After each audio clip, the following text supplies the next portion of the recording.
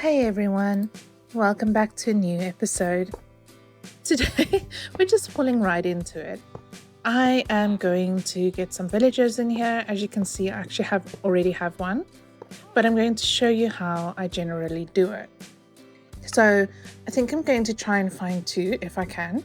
They're pretty rare when you're just trying to find some zombified villagers in the wild, but I am trying to put them like kind of close together so that we can use one splash potion and then use a apple on them.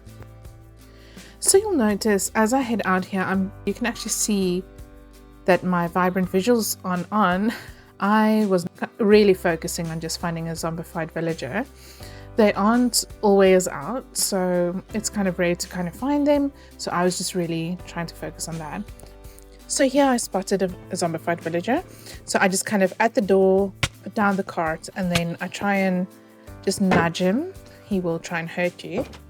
One thing to note is they might despawn if you go too far away. So the idea is if you've got one into place, just kind of stay in the close vicinity. So that makes it more difficult. I was trying to be very careful to not have creepers blow up the base or the little house that I built, and but it was being extremely laggy.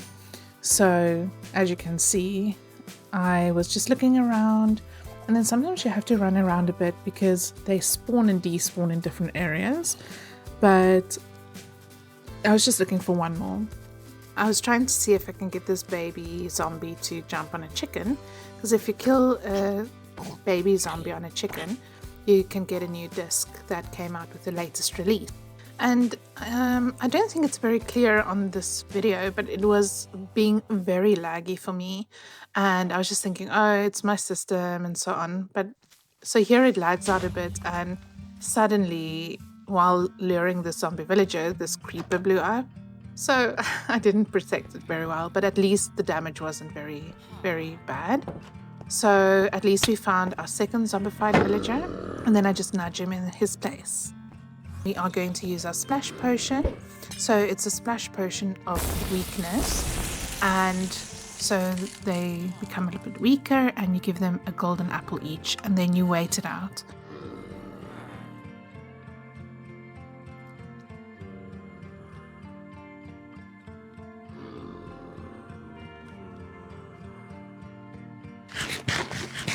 So here I looked out of the window and I was like, I don't get why I can see mountains in the distance.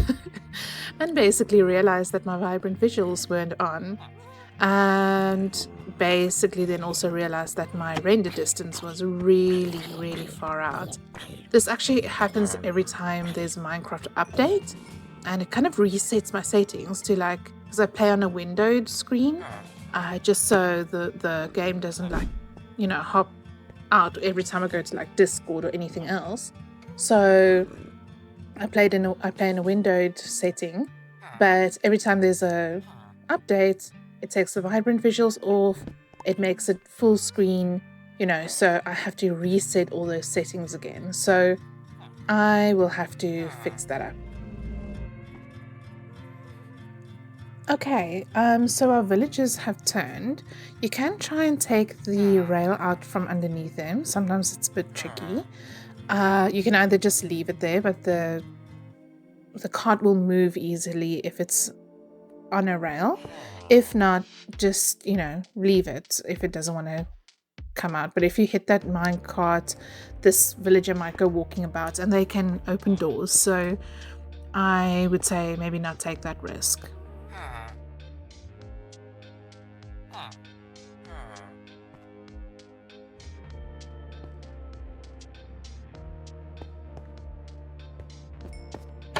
Seems like I'm still surprised by the fact that I can see mountains in the distance. So my render distance was set at the max, which is obviously not great for any kind of system, doesn't matter how good it is. So I had to just set that down. Guys, I really apologize about my dog barking in the background. Just ignore. And then I thought I'd just go up and just have a look around, because now that the vibrant visuals were off, we could see kind of far away.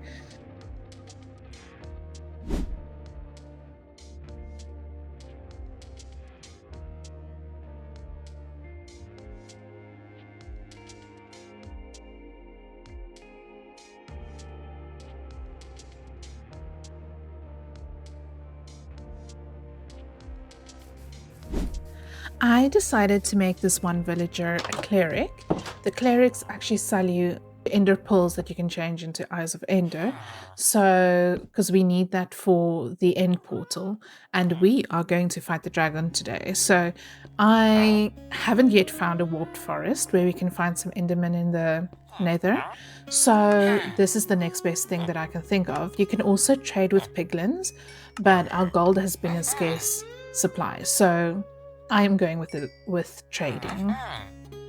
So basically how it works is you take your whatever the job block is that we need. So this, we need a brewing stand. You place a bed down so that the villager can actually connect to a bed. This is the only way that they will take a new job. So you see he's changed into a cleric and he wants some rotten flesh. So let's get some of that.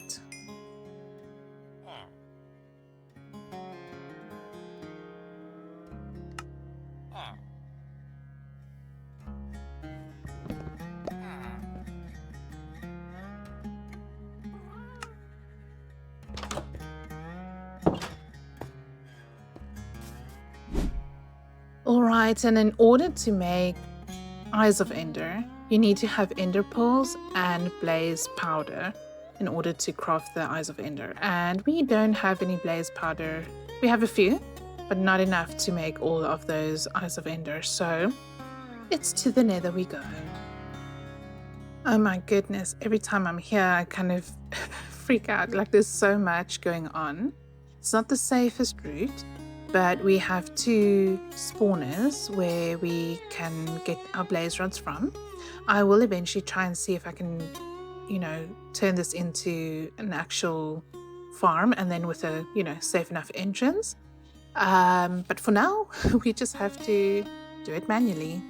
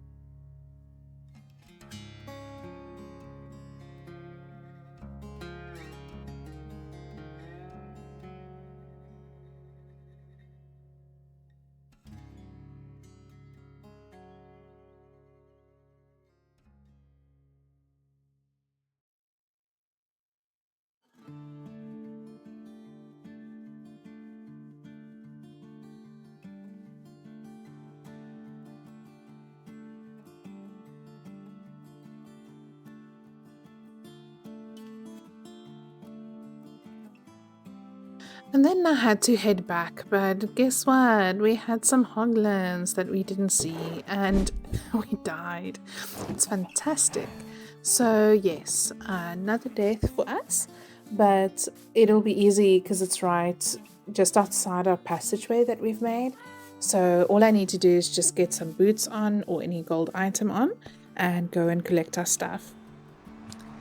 I don't know if you've died in the nether before or like close to some mobs, but they actually take your armor and your shield and your weapons.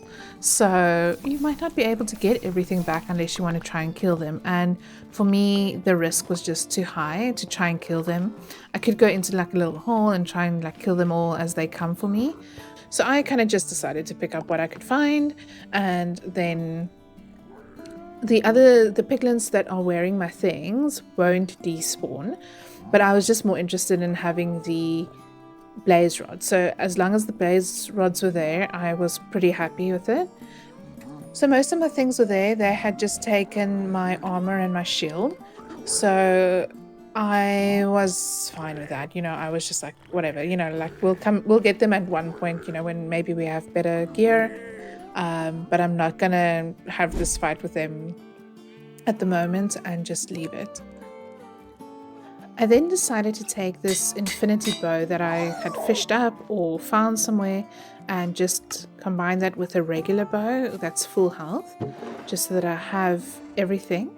And I want to kind of get ready to go and build this portal and maybe just activate, the end portal. But I just want to get ready for this fight. And also my thought process was like putting a bed at the portal, obviously outside of the end, a bed, and then also my an ender chest so that I could put stuff in it and then save it there in case I need a place to, when I'll put one here at home and then one at the portal right at the end portal. So that should be good, I think.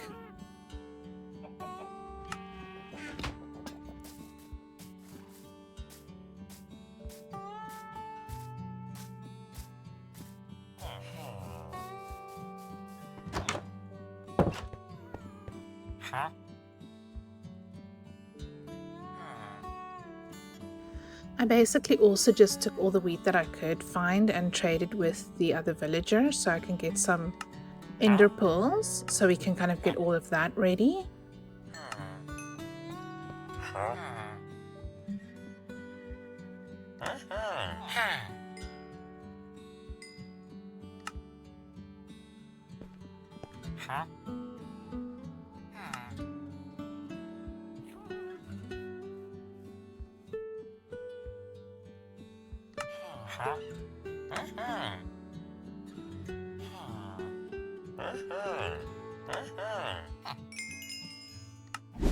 I was then also just like working on a farm for a chicken or for my chickens and decided to kind of just do this, where you put the chickens on a hopper and then I put a dispenser there with some lava so that when there's enough chickens in there and they've laid like quite a bit of eggs, I can always come and throw more eggs to make more chickens.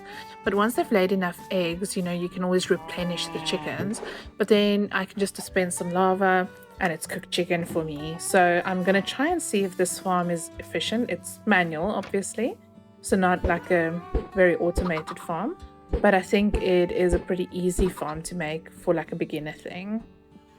And if you ask me why I did this farm or made this farm amongst my preparation for the end, I don't know. This is the way that I play Minecraft. It's very distraction based, and I've just made peace with it. So whatever comes to mind, that's what I do.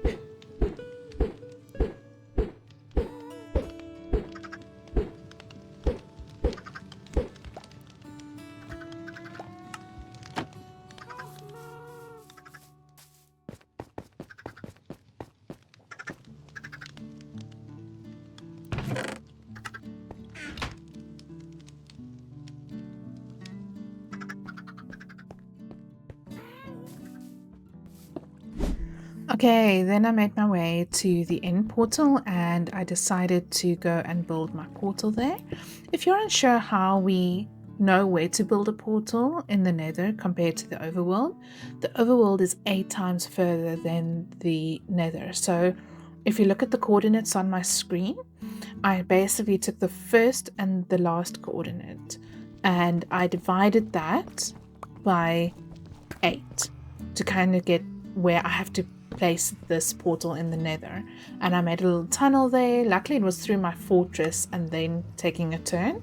So I made that tunnel, made the portal, and that actually brought me out into the overworld on top of that mountain, close to that cherry village, close to where we initially went down to find the end portal. But then I broke down that portal that was made and I took it down, and now they should be linked. Once you've built a portal, it's always good to just test it out, because it might happen that you know, for some reason you got the coordinates wrong. It's happened so many times for various reasons. So I'm just going to go back through, see whether it links with my existing portal that I've made in the nether, and it does.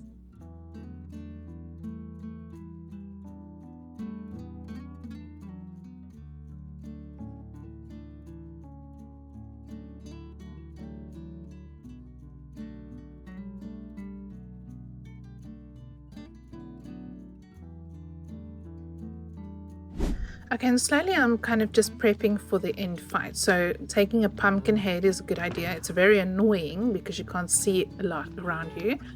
But taking a pumpkin head, take a ender pearl, that's a good thing as well, because once you've opened up one of the little portals to the end islands, you need to get through that. So you can either take a trapdoor or an ender pearl, or you can fight the enderman on the end island to kind of, use one of those ender pearls that you get.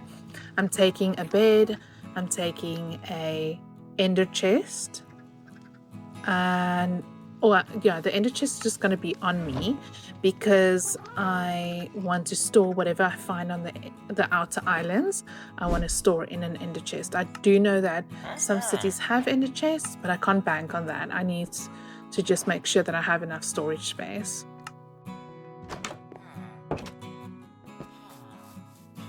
I also always take a bow, a sword, some food. Generally, I would take some potions of like slow falling, but I found in the last few fights that I've done, I don't generally use it. So I'm just going to take a water bucket and see, and then some building blocks, because you might have to build up or build a little platform to hide under from the enderman, or actually just to bridge in the end.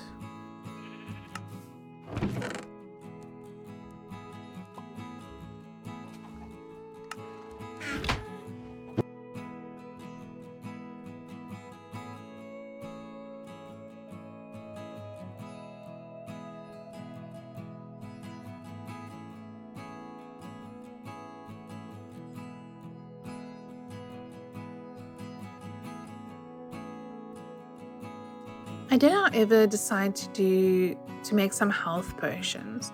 So I don't generally do this, but I thought, if I do get hurt, it might just be easy to just kind of heal up quickly.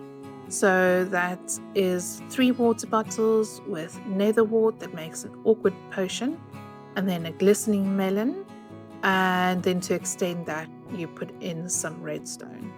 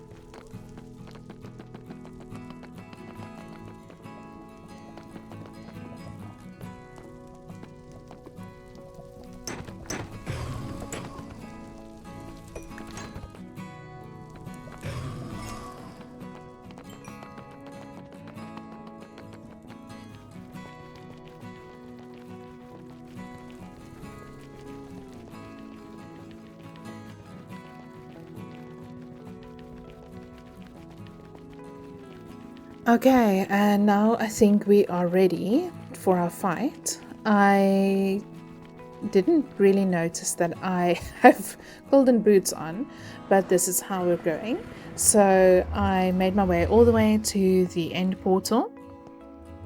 Oh, I did swap my boots with iron ones, which is good. I placed down my ender chest and just placed everything that I didn't need in there. So I need the eyes of ender. I need basically the blaze rods was the only thing I didn't need. I was just going to put away everything else that was like extra. My helmet, my blaze rod, and then just make sure that I also had some glass bottles that I could pick up, what do you call it, dragon's breath. When the dragon breathes out, then you can also collect its dragon's breath for some potions as well. I think we are ready to go. I don't think I'm ready, but here we go. We have to do this. Okay, so we're on our obsidian platform floating in the air, which is always fun. Just make sure you don't look at any endermen. I'm always so scared of being hit off by the dragon or an enderman right here.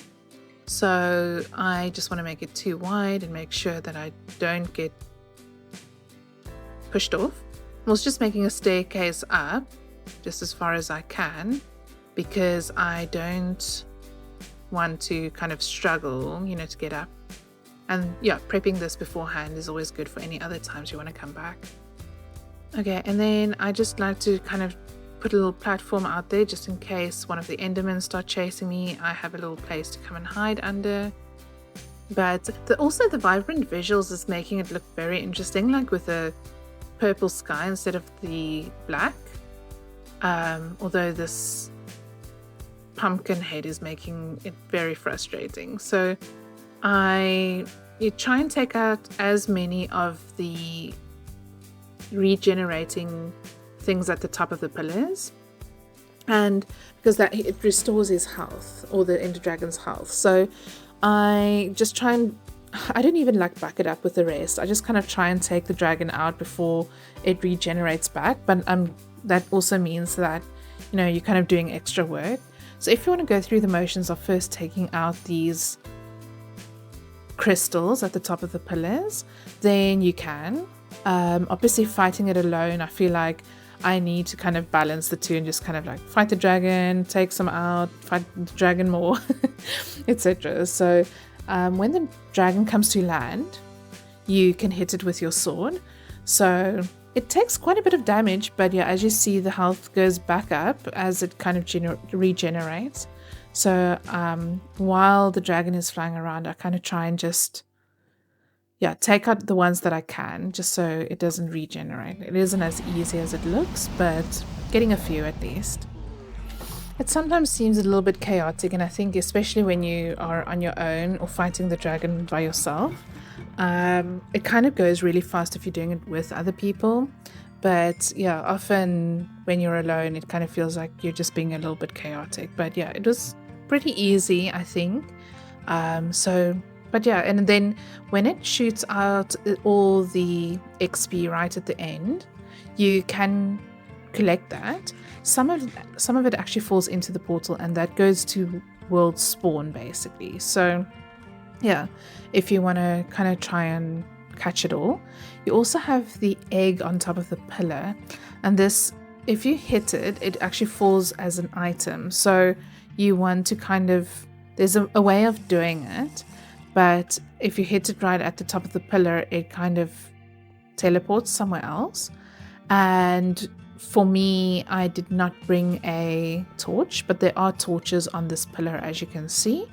So I was trying to just basically get to that torch and grab it and then hit the egg so I can kind of pick up the egg. You'll see the way that we try and do it.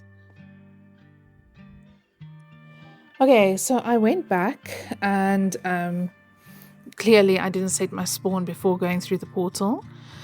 But then these Ender Island or Outer Island portals, they are so far out. So I tried my best just to go up to it with this little staircase. This is terrifying. I think one of the things that really scare me in Minecraft is the void below me. I don't like running over the void. Some people make it look so easy. I just honestly can't even deal with it. So I just often have to let go of the shift key and just breathe. So you'll see me stopping every so often.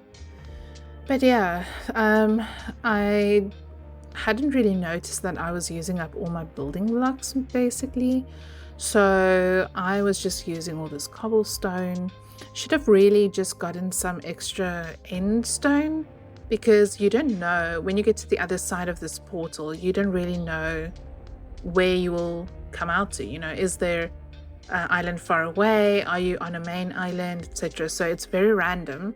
So I would suggest just taking 5 stacks of building blocks and making sure that you are, super, super safe with that. Then you just place your trap door here, which would put you into the crawling position, which is new-ish for bedrock, since about a year ago. And then you go through the portal and hope you are safe on the other side. And I literally landed on this little corner of the void.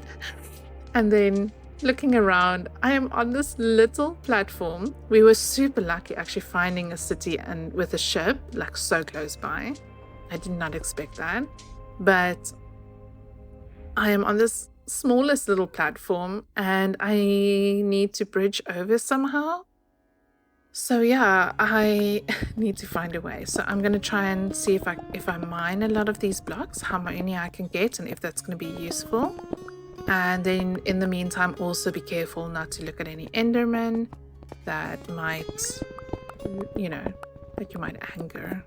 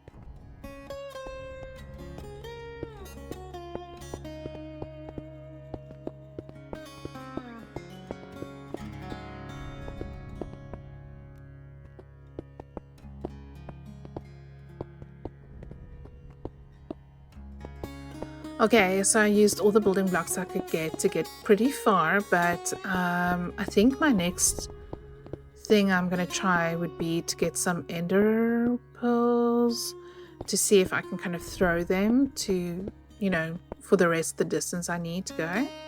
But yeah, it's so super risky.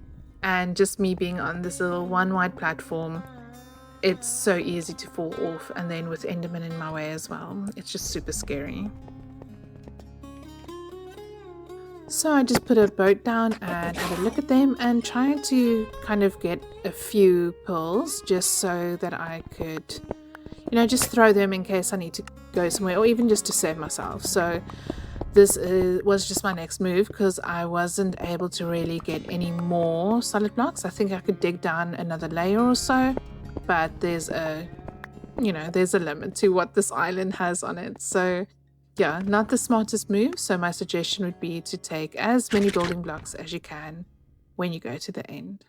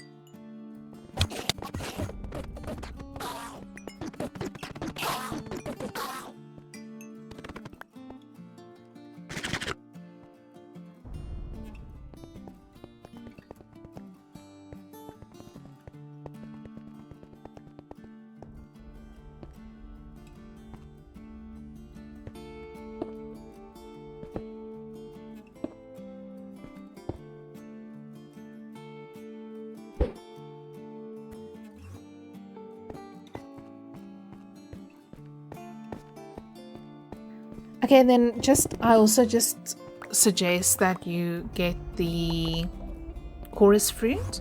So you can get the chorus fruit by just breaking the bottom of the plant, but it's a good idea to get a chorus flower. You can plant these in the overworld on like a piece of endstone and you grow your own chorus fruit. And this is always nice if you want to craft your own purple blocks.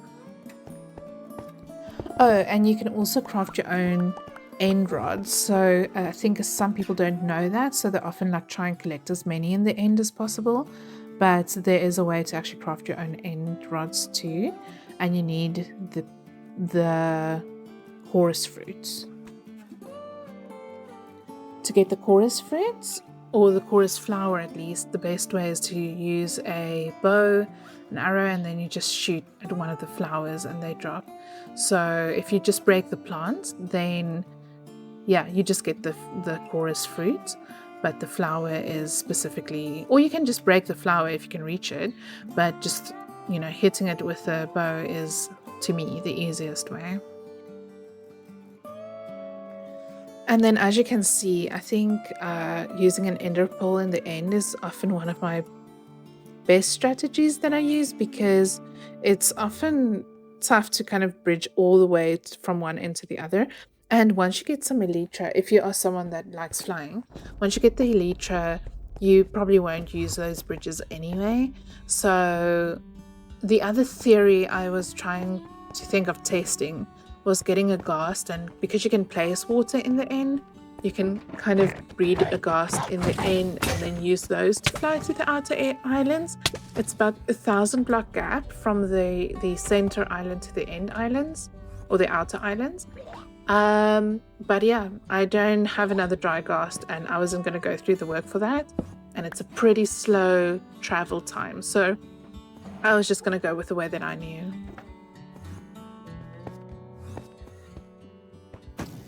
And then going through these end cities is, it could be difficult and tough. I find my biggest resources that I have is I often use a water bucket, just to make sure that when a shulker, shoots me up or whatever, I either have water to already land in, or I can kind of fly into the water stream that I've placed down, or obviously once you have wings, that's also kind of nice because you can just activate the wings and come down. The other way is a chorus fruit, although that teleports you somewhere, so it might teleport you all the way down when you're like high up already. And then the other thing is just to also have ender pearl, honestly, because you can just throw it in case you fall into the void, in case whatever, so those are all the safe ways. And then obviously having a bow and a sword, but a bow so you can kind of shoot the shulkers from far away. There's like a ton of ways to kind of like just navigate the end, I think. But once you have an elytra, or for me at least, it is such a easy way to travel. So getting to the end boat or one of the ships and getting an elytra is kind of like the goal for me. You also remember that once you get to one of the ships, there is a dragon head too that you can collect. So don't forget about that. Each ship has one and you can collect that. But yeah, I think everyone has their own like goals when they go to the end. But generally it is to get elytra, and you can't obtain them anywhere else. So yeah. So once you get there, there's an elytra, and also bring spare rockets. I made sure that I had rockets in my ender chest. And then once you have your first elytra, it's kind of easy to get to the next place. I mean, obviously it takes some flying, but I also suggest you make notes if you see any little portals that take you back to the center island. So I saw one, I took a note of the cords, and then I went to the next ship, and I was just thinking, get 2 elytras, sometimes you die and you need the extra one. So I just need 2 for now. I can always come back and find some more whenever I, want to just adventure out somewhere, which I get the need to do every so often. But yes, but it's easier when you have one already. And yeah, and then once you're done, you can head back to that initial portal that we saw, and it takes you back to the main island. Going through the end really, provides so much good loot. As you see, there's like a lot of armor, there's some tools, so it really is great loot if you can. And but I know some people's nerves don't do well with the end traveling. But yeah, I think this is great. I am so grateful that I actually found this new little portal that I can go home with, because I was not keen to go and stand on that very small platform again going back. So yeah, and then once through, it takes you back to your bed where you said spawn. And I just kind of like rearranged my stuff and went all the way home. So that's about it. And I'm so glad we've opened the end now, because it gives us more blocks to build with, pallets and stuff. So I think in the next episode, I might want to see if I can find a warped forest. I don't know how easy that's going to be, because our nether has proven challenging so far. I'd love to find a warped forest, because some of the roofs and things, I'd love to make the warped color forest, or warped forest color. But yeah, let's see what we can do. I might want to just also finish up that bakery and yeah, have that done, and maybe plan out our own personal house, which I'm kind of keen for. So thank you guys so much for watching. I look forward to hearing what you think of this, and whether you would go to the end alone. Do you often do it with people? And yeah, what's the scariest part of Minecraft for you? I would love to know that, because mine is definitely just traversing over the void. I'm okay fighting the dragon, all the other stuff. Just traversing over the void is just too much for me to handle. So let me know how you feel about your scariest experience in Minecraft, and yeah, I will comment back in the comments. Thank you guys so much for watching. See you next time. Bye!